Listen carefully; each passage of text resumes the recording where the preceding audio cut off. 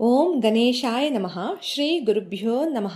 నిన్నటి రోజున మనం పాంచజన్యం హృషీకేశో దేవదత్తం ధనంజయః పౌండ్రం దద్మో మహాశంకం భీమకర్మావృకోదరః అనేటువంటి శ్లోకానికి పాంచజన్యం హృషీకేశో అంటే పాంచజన్యం అనేటువంటి శంఖాన్ని హృషీకేశుడు శ్రీకృష్ణ పరమాత్మ పూరించాడని, దేవదత్తం ధనంజయ, దేవదత్తం అనేటువంటి శంఖాన్ని ధనంజయ అర్జునుడు పూరించాడని, పౌండ్రం దద్మౌ మహాశంఖం, పౌండ్రం అనేటువంటి మహాశంఖాన్ని భీమకర్మ వృకోదర అంటే పరాక్రమమైనటువంటి పనులను కర్మలను చేసేటువంటి భీమసేనుడు పూరించారు అని చెప్పేసి తెలుసుకుందాం. తతశ్వేతైర్హయైర్యుక్తే మహతి స్యందనే స్థితౌ మాధవః పాండవశ్చైవ దివ్యౌ శంఖౌ ప్రదద్మతుః అనే శ్లోకంలో తెల్లటి గుర్రాలు కలిగిన మహతి స్యందనే పెద్దదైన రథంలో మాధవః పాండవశ్చైవ కృష్ణుడు అర్జునుడు దివ్యౌ శంఖౌ ప్రదద్మతుః అంటే దివ్యమైనటువంటి శంఖాలను పూరించారు అని తెలుసుకుందాం. అంటే మరి దీనికి తెల్లటి గుర్రాలు అంటే స్వచ్ఛమైన ఇంద్రియాలు, మహతి స్యందనే అంటే గొప్ప శరీరములో, ఈ గొప్ప శరీరంలో ఉన్నటువంటి ఇంద్రియాలు, స్వచ్ఛమైన ఇంద్రియాలు గుర్రముల వంటివి, వాటిని స్వాధీనం చేసుకొని సన్మార్గంలో నడిపిస్తే తప్పక విజయం లభిస్తుంది అని తెలుసుకుందాం. తర్వాత మాధవ పాండవశ్చైవ అంటే ఈ రథంలో ఇద్దరు ఉన్నారు, మాధవుడు అర్జునుడు. వీళ్ళిద్దరు ఎవరు అని కూడా అనుకున్నాము. ఒకటి నేను, మరొకటి మన మనసులో దాగి ఉన్న పరమాత్మ. అతనిని తెలుసుకునే ప్రయత్నం చేయటమే ఈ భగవద్గీతలో ఉన్న ఒక ప్రధానమైన అంశం కూడా. దివ్యౌ శంఖం ప్రదద్మతుః, ఈ దివ్యమైనటువంటి శంఖాలు అంటే పాంచజన్యం హృషీకేశో అని చెప్పాము. పాంచజన్యం అంటే పంచజన సమూహం, 5 ఇంద్రియాలు, చెవి, కన్ను, స్పర్శ, రసనేంద్రియం, జ్ఞానేంద్రియం. ఇవే కాకుండా కర్మేంద్రియాలు అంటే ఫర్ ఎగ్జాంపుల్ మనం గుడికి వెళ్ళాలి అంటే పాదేంద్రియం, గుడికి వెళ్ళాక దేవుడికి నమస్కరించాలి అంటే, చేతులు జోడించాలి అంటే హస్తేంద్రియం. వీటిని కూడా నియంత్రించేది మనస్సే. జ్ఞానేంద్రియాలైనా కర్మేంద్రియాలైనా వేటినైనా నియంత్రించేది మనస్సే. ఆ మనస్సులో ఉన్న పరమాత్మను గుర్తించడానికి, చీకటిని పాలతోలడానికి మనం భక్తి దీపం, ఆ జ్ఞాన దీపం అనే దీపాన్ని వెలిగిస్తూ ఆ ప్రకాశవంతమైన హృషీకేశుణ్ణి, ఆ పరమాత్మను చూడగలము అని తెలుసుకుందాము. ఇక్కడ వ్యాస భగవానుడు యోగ శాస్త్ర రహస్యాన్ని కూడా ఇక్కడ ఇమర్చి పెట్టారండి. ఈ శరీరంలో మనం ప్రాణం ఉన్నంత వరకు ఉంటాం కదా. అసలు ప్రాణం శరీరంలో ఎలా ఉంటుంది అంటే 5 రకాలుగా ఉంటుంది. పానము, అపానము, వ్యానము, ఉదానము, సమానము.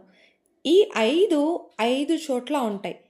ప్రాణ అపాన వ్యాన దాన సమానములు అని చెప్పేసి 5 చోట్ల, అంటే హృదయంలో, నాభిలో, కంఠంలో, అవి ఎక్కడెక్కడ ఉండాలి ఆ ప్రాణాలు అనేటివి ఆయా ప్లేసెస్లో ఉంటూ వాటి కర్తవ్యాన్ని నిర్వహిస్తూ ఉంటాయి. మరి ఇవి 5 దగ్గరలో ఉంటే వీటి చేత పని చేపించేది ఎవరు అంటే, సరిగ్గా పని చేపించేది ఎవరు అంటే దీనికి ముఖ్య ప్రాణం అని ఇంకొక పేరు. ఇదేమిటండి కొత్తగా అంటే, మనము లోపట మనస్సు అనేది ఒకటి ఉంది అని చెప్పుకున్నాం కదా. ఈ మనస్సు అనేది ఒక కాయిన్ లాగా తీసుకుంటే 1 సైడ్ ఆఫ్ ది కాయిన్ మనస్సుగా పరిగణింపబడుతుంది. The second side of the కాయిన్ని ముఖ్య ప్రాణం అని పరిగణింపబడుతుంది అనమాట. ఈ ముఖ్య ప్రాణం సరిగ్గా పని చేయాలి అంటే మనస్సుని అదుపులో పెట్టాలి.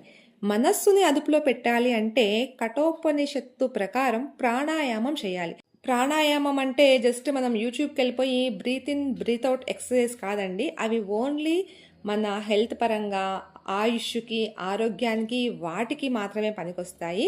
కానీ అసలైన ప్రాణాయామం చేయాలి అంటే యోగ సిద్ధులు దగ్గర, మంచి గురువుల దగ్గర అభ్యసించాలి. ప్రాణాయామం మొదలు పెట్టేకి ముందు సత్కర్మలను ఆచరించి మన మనస్సును, మన ఇంద్రియాలను శుచి అంటే వాటిని ముందు స్వచ్ఛంగా చేసుకున్న తర్వాతనే ఈ ప్రాణాయామాన్ని ఆరంభించాలి అంటారు. కానీ రెగ్యులర్గా మనకు తెలిసిన ప్రాణాయామం అంటే breath in breath out exercise అయితే వీటి వరకు హెల్త్ కోసం అయితే మన పాటికి మనం చేసుకోవచ్చు. రెగ్యులర్గా చేసేది మనం ఊపిరి తీసుకోవటం, ఊపిరి వదలటం, బ్రీత్ ఇన్ బ్రీత్ అవుట్. దీన్ని ప్రాణం అపానం అంటాం. ఈ ప్రాణం అపానం కూడా సక్రమంగా జరగాలి అంటే అది కేవలం ఒక పరమాత్మ ఉంటేనే మన మనసులో అవుతుందన్నమాట. ఎన్ని రోజులైతే ఈ పరమాత్మ మన లోపల ఉంటాడో అన్ని రోజులు మన శరీరం ప్రాణంతో ఉంటుంది అని అర్థం. అంటే బ్రీత్ ఇన్ బ్రీత్ అవుట్ కూడా ఆయనే కంట్రోల్ చేస్తారు అని. ఒక్కసారి ఎప్పుడైతే పరమాత్మ ఈ దేహాన్ని విడిచి వెళ్ళిపోతాడో మనము కూడా ఈ దేహాన్ని విడిచి పరమాత్మతో పాటు వెళ్ళిపోవాల్సిందే. ఇంకొక దేహమో మరొకటో పరమాత్మ ఏ విధంగా మనకు సూచిస్తారో అలా ఉండవలసిందే. మనం ముందే అనుకున్నాం కదండి, శంఖాల పేర్లు తెలుసుకోవడం అంటే పాంచజన్యం ఆయన పూరించారు, దేవదత్తం ఈయన పూరించారు అని పేర్లను తెలుసుకోవడానికి కాదు. ఇక్కడ ఉపనిషత్తుల సారాంశమే మనకు భగవద్గీత. మన మానవ జన్మను ఉద్ధరించుకోవడానికి భగవద్గీత ఎట్లా తోడ్పడుతుంది అనే దానికి ఈ 2 శ్లోకాలు the base, the foundation, the starting అని కూడా ఒకలా చెప్పుకోవచ్చు. అందుకే తతశ్వేతైర్హయైర్యుక్తే మహతి స్యందనే స్థితౌ. ఈ తెల్లటి పంచేంద్రియాలు కలిగిన మహతి స్యందని ఈ పెద్ద శరీరంలో పాంచజన్యం హృషికేశో అంటూ ఈ పంచజనులను, ఈ పంచేంద్రియాలైన కర్మేంద్రియాలైన వీటిని హృషికుడు పరమాత్మ వీటిని నియంత్రిస్తున్నాడు. మనం వీటిని శుద్ధిపరచుకొని జ్ఞానం అనేటువంటి దీపం మన మనస్సులో వెలిగించుకొని ఆ హృషికేశుణ్ణి దర్శించుకోవాలి. దీని తర్వాత ఉన్న పదం దేవదత్తం ధనంజయ. దీని అన్వయనం అంటే ఈ శ్లోకానికి అన్వయం ఎలా చేశారంటే ఇక్కడ ధనం కాదు సాధనం. అంటే సాధనం కార్యాలను సాధించుకొని ఆ సాధనంతో దేవదత్తం అంటే దేవతల యొక్క అనుగ్రహాన్ని పొందటం. సాధనం చేత దేవతల యొక్క అనుగ్రహాన్ని పొందడం. దేవదత్తం ధనంజయ. ఇక్కడితో మనం పాంచజన్యం హృషికేశో దేవదత్తం ధనంజయ అనే శ్లోకానికైతే నాకు తెలిసినంత మేరకి చెప్పగలిగాను. ఏమైనా చిన్న తప్పులు దోషాలు ఉంటే మన్నించవలసింది. దీని తర్వాత పౌండ్రం దద్మో మహాశంకం భీమకర్మ వృఖోదర. అయితే పౌండ్రం అనేటువంటి మహాశంఖాన్ని భీముడు పూరించాడు అనేది నార్మల్ అర్థము.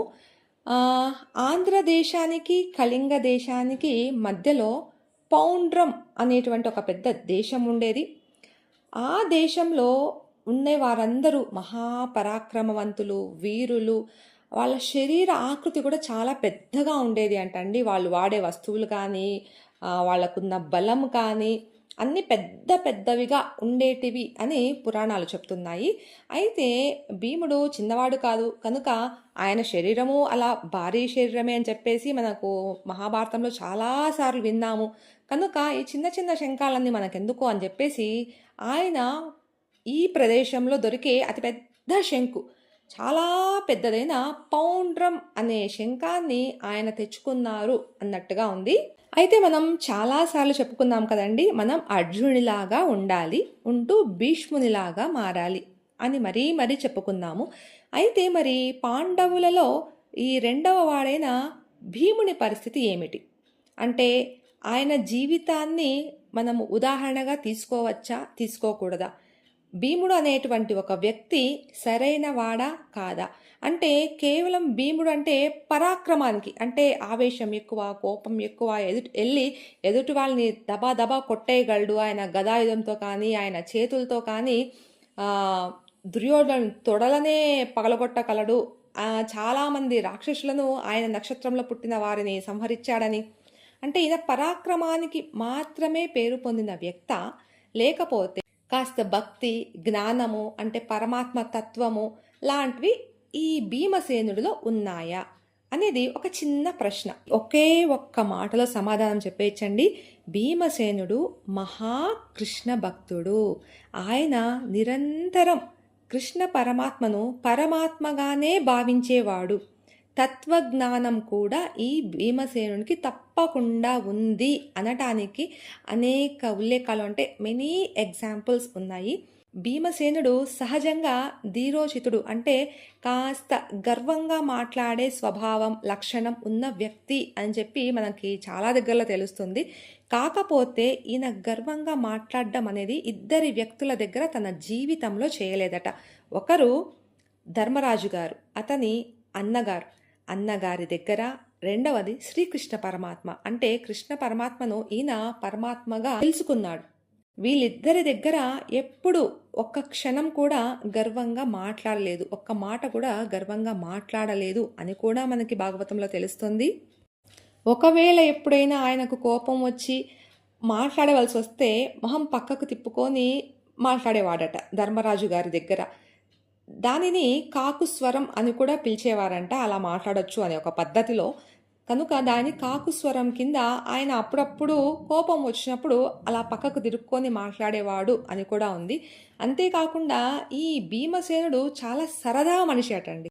సరదా మనిషి అని ఎందుకంటున్నామంటే, ఈ కృష్ణ పరమాత్ముని కంటే ధర్మరాజు గారు పెద్దవారు. సో వీళ్ళిద్దరి మధ్య కొంచెం చిన్న పెద్ద భక్తిభావం అలాంటి మాటలే నడిచేటివి. అర్జునుడు కృష్ణుడి కంటే కొంచెం బాగా చిన్నవాడు, కొంచెం చిలిపిగా బావతో చనువుగా ఉండి అదొక రకం. అయితే వీళ్ళిద్దరి మధ్య పుట్టిన భీమసేనుడి వయస్సు కృష్ణ పరమాత్మ వయస్సు ఇంచుమించు సరైన వయసు అన్నమాట. అందుకని ఈయన కొంచెం కృష్ణ పరమాత్మతో కొంచెం హాస్యంగా కానీ ఒక సరదాగా కానీ అలా మాట్లాడేవాడు అని చెప్పేసి చాలా సందర్భాల్లో మనకి తెలుస్తోంది. అంటే సరదాగా అంటే అమర్యాదగా పిలవడం అని నేను చెప్పట్లేదు.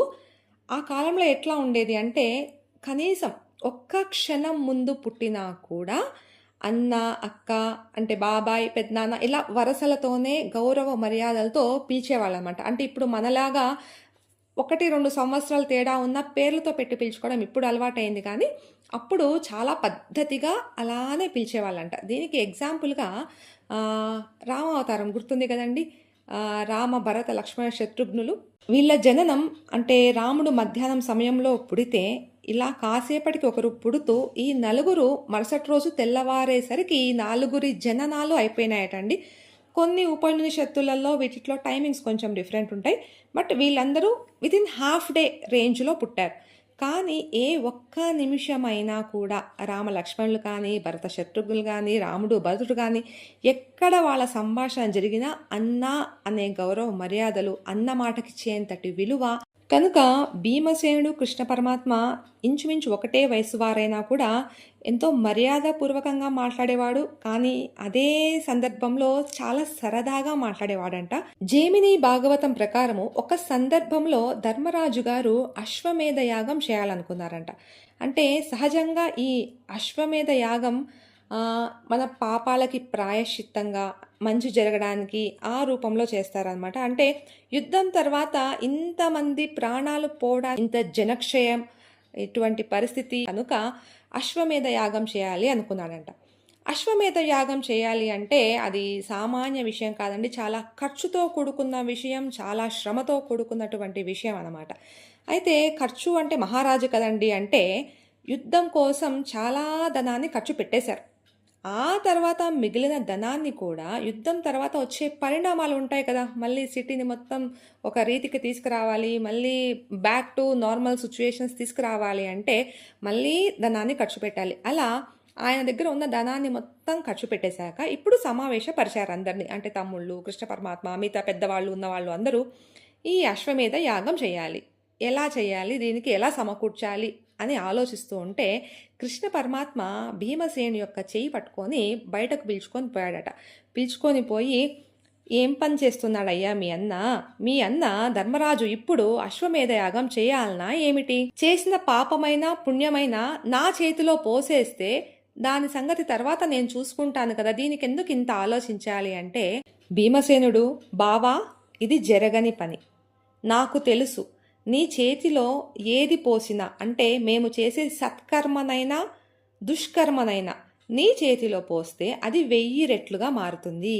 అంటే సత్కర్మం చేసుకొని నీ చేతిలో పోసినా మాకు 1000 ఫలితం వస్తుంది, దుష్కర్మం చేసుకొని నీ చేతిలో పోసినా మాకు 1000 ఫలితం వస్తుంది. సరే, సత్కర్మను చేసి నీ చేతిలో పోసే మాట వాస్తవం, అది మంచిదే. కానీ దుష్కర్మను చేసి నీ చేతిలో పోయడం కుదరదు. కనుక కష్టసాధ్యమైన మా అన్నకు అండగా ఉండి ఈ అశ్వమేధ యాగాన్ని నిర్వహించమని చెప్తాను అని చెప్పాడట. కానీ కలియుగంలో దేవతలకి మనుషులంటే ప్రీతి అండి.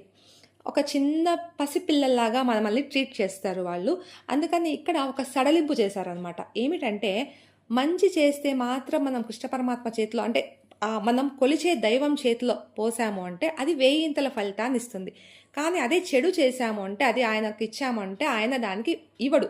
అంటే ఒక్క రెట్టు కాదు, 10 రెట్లు కాదు, అసలు వేయింతల రిటర్న్ మనకి ఇయ్యడు అని చెప్పేసి కలియుగంలో మాత్రం మన కోసం, మీకు గుర్తుండే ఉంటుంది కదండి, మనం ఏ మంచి పని చేసినా, ఏదన్నా శ్లోకం చదివినా, కాయేన వాచ మనసేంద్రియైర్వా బుద్ధ్యాత్మనా వా ప్రకృతే స్వభావాత్ కరోమి యద్యత్ సకలం పరస్మై నారాయణాయేతి సమర్పయామి. అంటే సకలాన్ని ఆ నారాయణునికి అర్పిస్తున్నాము అని. దీంట్లో మనం చేసిన సత్కర్మలకు ఫలితాన్ని ఇస్తాడు, దుష్కర్మలను తీసివేస్తాడు అనేటువంటి వాక్యంతో ఈ కలియుగంలో మనకి ఆ దేవుడిచ్చిన ఒక వరం. అంటే ఇక్కడ భీముడు ఏం చెప్తున్నాడు? నీ చేతిలో పోస్తే వేయింతలవుతుంది అంటున్నాడు. మనం జనరల్గా ఏం చెప్తున్నామండి? పరమాత్మ చేతిలో పోస్తే కదా వేయింతలు అవుతుంది అని చెప్తున్నాము. అంటే భీముడు కృష్ణ పరమాత్మని ఆ దేవుడిగా, ఆ పరమాత్మగా ఆయన తెలుసుకున్నాడు అని ఇందులో ఒక అర్థం అన్నమాట. అంతేకాకుండా వీళ్ళిద్దరూ సరదాగా మనుషులు, సరదాగా మాట్లాడేవాళ్ళు అని చెప్పాము కదండి. ఇంకొక చిన్న సందర్భం వచ్చింది ఈ కృష్ణ పరమాత్మ భీమసేనునికి మధ్యలో. వృకోదరహ అనే ఈ శ్లోకంలో ఒక పదం ఉంది కదండి. వృకం అంటే తోడేలు, భీమకర్మ వృకోదరహ అంటే తోడేలు వంటి కడుపు ఉన్న భీమసేనుడు అని ఇందులో అర్థం. అంటే తోడేలుకి సహజంగా ఆకలి ఎక్కువ అటండి. ఎప్పుడూ ఏదో ఒకటి నిరంతరం తినాలి అనే ప్రయత్నమే చేస్తుంటుందంట. ఇది ఒక సైంటిఫికల్ స్టడీలో కూడా కరెక్ట్ అని ప్రూవ్ అయింది. సో ఎప్పుడు చూసినా ఏదో ఒకటి తినాలి అనే ప్రయత్నం, తినటం. కానీ ఎంత తిన్నా కూడా అంత లావు పెరగకపోవడం, అంటే అంత పొట్ట కానీ ఇది కానీ అంత పెద్ద లావుగా కనిపించదు. కానీ తిండి మాత్రం సమస్తం బాగా తింటుందన్నమాట. అందుకని వృకోదరహ అంటే భీమసేనుడు కూడా అటువంటి వాడే. అంటే తిండిపోతూ బాగా తింటాడు, చాలా చాలా తింటాడు అని చెప్పేసి కృష్ణ పరమాత్మ సరదాగా భీమసేనుని పట్టుకొని నువ్వు తిండిపోతువి అని చెప్పి సారికి హేళన చేసేవాడట. అయితే ఈ భీముడు చెప్పాడంట, సరేనయ్యా, నేను తిండిపోతుని అంటున్నావు, నేనేదో ఎవరో పెళ్ళింటికి పిలిచారనుకోండి, వాళ్ళ పెళ్ళికి పోతే ఒక 4 లడ్డూలు తింటా. కానీ నీ పరిస్థితి ఏంటి? నువ్వు పెళ్ళికి పోతావు, శ్రాద్ధానికి పోతావు, నైవేద్యము తింటావు, పితృపక్షంలో పిండాలు తింటావు, నువ్వు ఏమి తిన్నావు? నువ్వు అన్నీ తింటావు. నేను తినే 4 లడ్లకు మాత్రమే నువ్వు పేరు పెడుతున్నావు. అంటే ఇక్కడ భీముడు చెప్పాలనుకున్న విషయము, ఏ దేవతకు నైవేద్యం పెట్టినా అది నీకే చెందుతుంది, పితృకార్యాలు చేసినా అది నీకే చెందుతుంది, ఎవరు ఎక్కడ ఏ పూజలు చేసినా అది నీకే చెందుతుంది. అంటే పరమాత్మవి నీవు కనుక ఇన్ని భుజిస్తున్నావు, అంతటా నువ్వే నిండి ఉన్నావు అని చెప్పే తత్వజ్ఞానమైనటువంటి అర్థములో దీన్ని చెప్పాడనమాట. సరదా మనిషి అయినా ఎంత తత్వాన్ని మాట్లాడుతున్నాడు, భగవంతుణ్ణి ఎలా తెలుసుకున్నాడో ఆలోచించండి. ఇంతే కాకుండా ప్రతి ఒక్కరిలో నీవే కొలువై ఉన్నావు కాబట్టి ప్రతి ఒక్కరూ తింటున్న తిండి నువ్వే తింటున్నావు, నువ్వు ఇంకెంత తింటున్నావో అని చెప్తున్నాడంట. ఇంకా భీమసేనుని కోపం తగ్గలేదంటండోయ్. భీమసేనుడు అన్నాడు, నా కడుపులో 4-5 లడ్డూలు మాత్రమే ఉన్నాయి, మరి నీ కడుపులో ఎన్ని లడ్డూలు ఉన్నాయి, ఎన్ని గోళాలు, ఎన్ని ప్లానెట్స్ ఉన్నాయి, ఎన్ని ప్రపంచాలు ఉన్నాయి? సమస్త చరాచర ప్రపంచం నీలోనే ఉంది. ఇంత పెద్ద ప్రపంచాన్ని తిని నన్ను తిండిపోతూ అంటున్నావా? నీ కడుపులోనే ప్రపంచానంతా తినేసి నన్ను తిండిపోతూ అంటున్నావు. అంటే మామూలుగా మనుషులు ఉదర భాగంలో తమ తిన్న ఆహారాన్ని శక్తి కోసం ఎలా దాచుకుంటారో, నీ ఉదరంలో ఈ ప్రపంచానంతా ఉంచుకొని రక్షిస్తున్నావు. నువ్వు పరమాత్మవు. ఈ జగత్తు యొక్క సృష్టికి కారణం నీవు, స్థితికి కారణం నీవు, లయకి కారణం నీవు అనే విషయాన్ని మామూలు మాటల్లో, అంటే తిండిపోతూ అన్న గొడవ వచ్చినప్పుడు భీమసేనుడు మనకు ఇది చూపిస్తున్నాడు అనమాట. అంటే పరమాత్మ యొక్క గొప్పతనాన్ని ఆయన సరదా మాటల్లోనే చెప్తున్నాడు అనమాట. అంటే భీమసేనుడు తత్వజ్ఞానం తెలిసినవాడు, ఆ పరమాత్మను తెలుసుకోగలిగినవాడు. అంటే మరి భీమసేనునికి ఇంత ఎట్లా సాధ్యమైందండి? అంటే ఆయన ఎవరి దగ్గరన్నా పర్టిక్యులర్‌గా ఉపదేశాలను తీసుకున్నాడా? అంటే తపస్సులను చేశాడా? లేదా ఇతనికి ఇన్ని ఎవరు బోధించారు? ఇటువంటి కర్మను చేయాలని ఎవరు చెప్పారు? అంటే ఈయన ఏ ప్రాణాయామం చేశారు? ఏ కోర్స్ చేశారు? ఏ సర్టిఫికేట్ కోర్స్ చేశారు? అంటే ఇంతగా పరమాత్మని ఎలా తెలుసుకోగలిగాడు? అంటే దీనికంతటికి ఒకే ఒక్క ఆన్సర్ అని చెప్పారండి ఆ పరమాత్మ. కర్మ నియంత్రణ అంటే తను చేసే కర్మను తన డ్యూటీని తాను పర్ఫెక్ట్‌గా చేస్తే చాలు మీరు నాకు దగ్గరైపోతారు అని చెప్పడానికి ఇది చెప్తున్నారు. అంటే ఈ భీముడికైనా, అర్జునుడికైనా వీళ్ళకి ఇంకొకరికైనా రాజ్య సంరక్షణ అంటే రాజ్యాన్ని కాపాడుకోవడమే నిరంతర కర్తవ్యం. ఆ కర్తవ్యాన్ని ఒక్క క్షణం కూడా విస్మరించకుండా ఆ కర్తవ్యాన్ని పరిపాలించారు. ఏ దిశలోనూ అన్నగారిని ఎదిరించి మాట్లాడలేదు.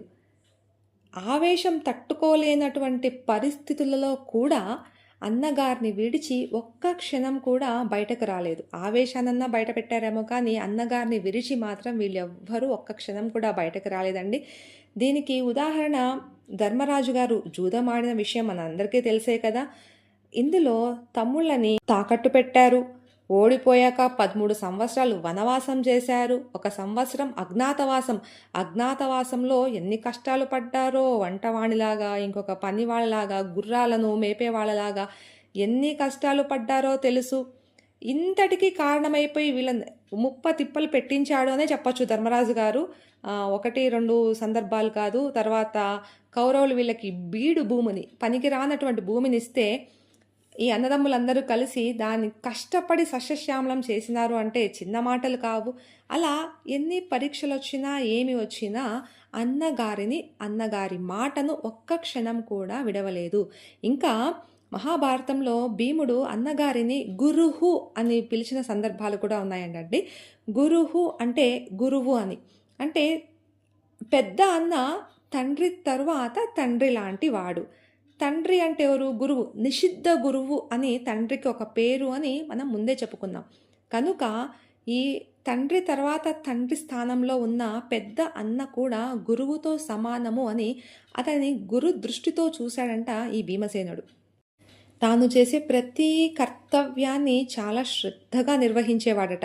చిన్న చిన్న దోషాలు అంటారంటే కొంచెం గర్వంతో మాట్లాడడం, వేరే వాళ్ళని కొంచెం ఎదిరించో ఇటువంటివి అంటే ఆయన జనన కారణం అటువంటిది, ఆ పర్పస్ఫుల్ అటువంటిది కాబట్టి ఆయనలో ఈ వృకోదం అనేటువంటిది కొంచెం ఉంది. కానీ అవి చిన్న చిన్న దోషాలు. కానీ ఇంత పరమాత్మ తత్వం తెలుసుకున్నటువంటి భీమసేనుడు ఒక మహా వ్యక్తి అనే చెప్పుకోవాలి. ఈయన జీవితాన్ని మనం ఆదర్శంగా తీసుకోవచ్చు.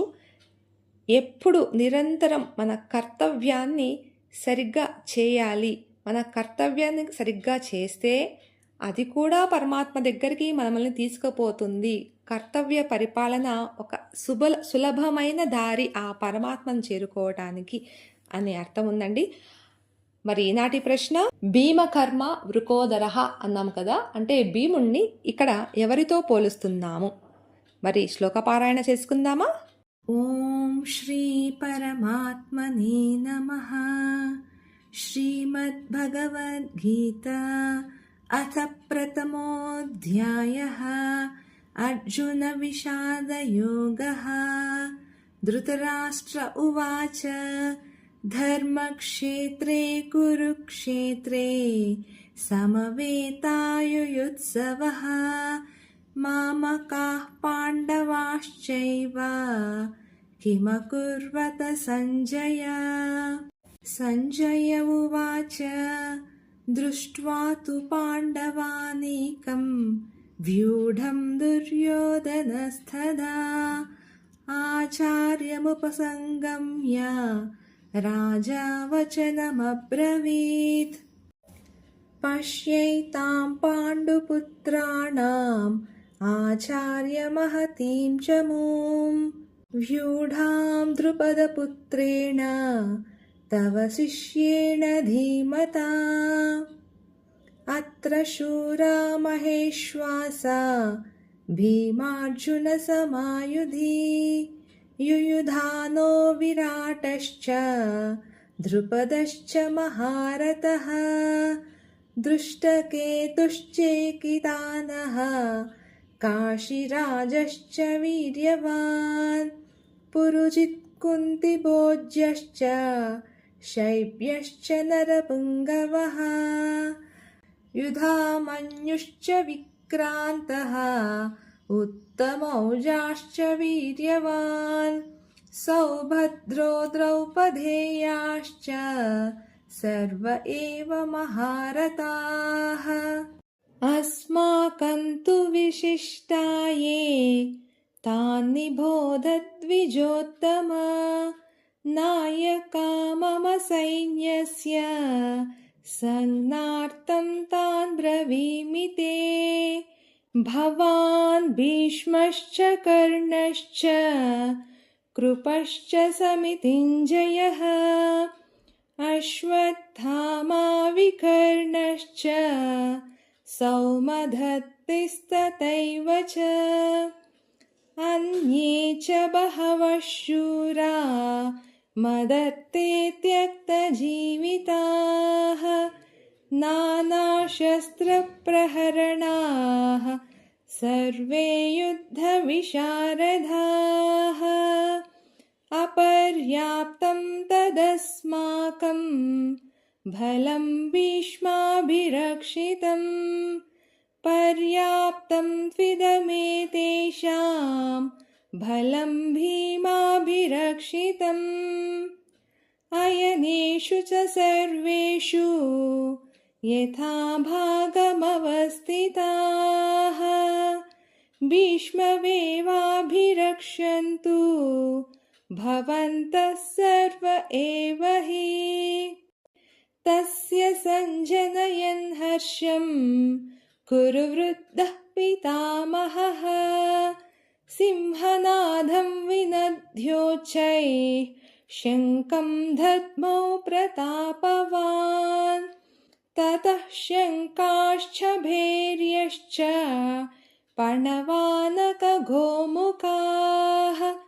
सहसैवाभ्यहन्यन्त सशब्दस्तु मुलोऽभवत् ततः श्वेतैर्हयैर्युक्ते महति स्यन्दने स्थितौ माधवः पाण्डवश्चैव दिव्यौ शङ्खौ प्रदग्मतुः पाञ्चजन्यं हृषीकेशो देवदत्तं धनञ्जयः पौण्ड्रं दद्मौ महाशङ्खं भीमकर्मा वृकोदरः अनन्तविजयं राजा कुन्तीपुत्रो युधिष्ठिरः नकुलः सहदेवश्च